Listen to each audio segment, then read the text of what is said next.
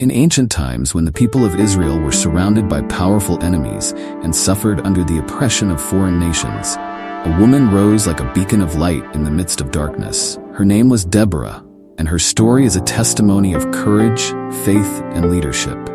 In an era dominated by chaos and fear, Deborah emerged as a judge and prophetess, bringing hope to a downtrodden people and leading them to one of the most extraordinary victories recorded in the scriptures.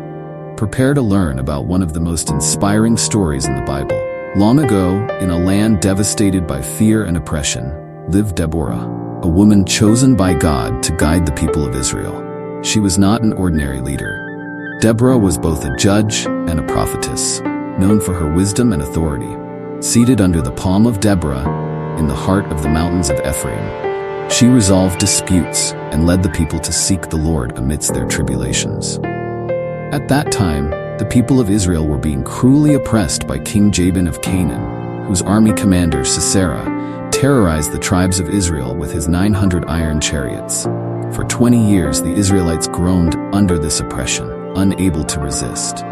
But it was in that moment that Deborah's courage shone as an unwavering flame. One morning, Deborah received a message from God that would change the destiny of her nation. The Lord instructed her to summon Barak, an Israelite commander, and gave him this message. Barak, the Lord, the God of Israel, commands you, go, take with you 10,000 men of the tribes of Naphtali and Zebulun, and lead them up to Mount Tabor. There God will give Sisera, the commander of Jabin's army, into your hands. When Barak heard these words, he hesitated. Sisera was a feared commander with an impressive and seemingly invincible army, while the Israelites were poorly equipped to fight such a force. So, fearing the challenge, Barak replied to Deborah, if you go with me, I will go, but if you don't go with me, I won't go. Without hesitation, Deborah agreed to go with him. Yet, as a firm leader, she also prophesied, I will go with you, but know that the honor of this victory will not be yours. The Lord will deliver Sisera into the hands of a woman. With those words, Barak gathered his men, and Deborah marched alongside him to Mount Tabor. The atmosphere was thick with tension. Sisera, confident in his army and iron chariots, arrogantly advanced to crush the Israelites. But what he did not know was that the God of Israel had already decreed his defeat. Deborah, filled with the Spirit of God, shouted to Barak, get up! Today the Lord has delivered Sisera into your hands. The Lord has gone ahead of you. As the Israelites charged into battle, something extraordinary happened. God sent a powerful storm, which caused Sisera's iron chariots to become stuck in the mud. The army of Sisera fell into confusion, and the Israelites, led by Barak, utterly defeated their enemies. Seeing that his defeat was imminent, Sisera abandoned his chariot and fled on foot. Sisera ran desperately into the desert, looking for refuge. He came upon the tent of Jael, the wife of Heber the Kenite, an ally of King Jabin. Exhausted and thinking himself safe, Sisera asked Jael for water. But she, cunningly, gave him warm milk to calm him. He soon fell into a deep sleep, unaware of the fate that awaited him. As Sisera slept, Jael, with courage and determination, took a tent peg and drove it into his head, killing him and fulfilling Deborah's prophecy. The victory would come at the hands of a woman. When Barak arrived at Jael's tent, expecting to capture Sisera, he was met with an unexpected sight. There lay the body of the Canaanite commander, dead by the hand of a courageous woman. Deborah's prophecy had come true.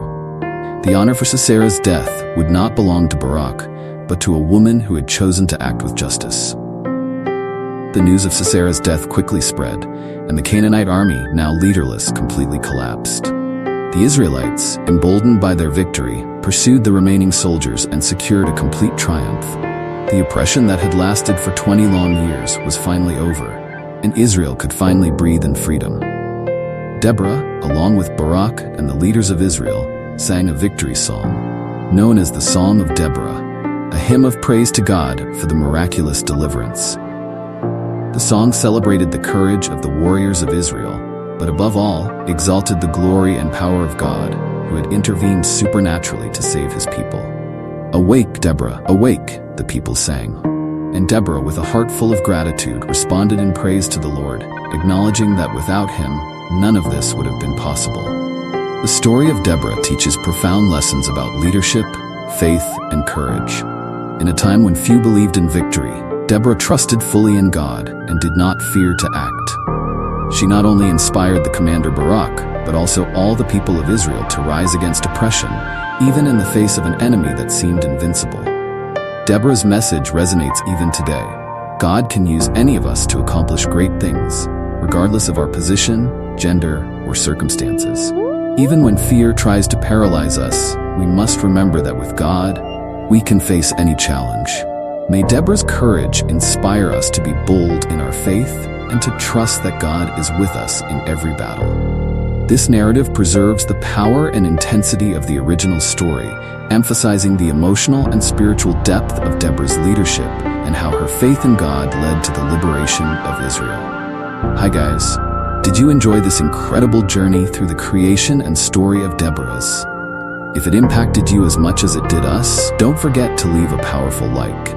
This really helps the channel continue to grow and brings you more epic videos like this. And of course, if you haven't subscribed yet, click the subscribe button and hit the bell so you don't miss any of the upcoming videos. There are so many amazing stories emerging, and you won't want to miss them. So lend your support, comment below what you think, and join us on this journey.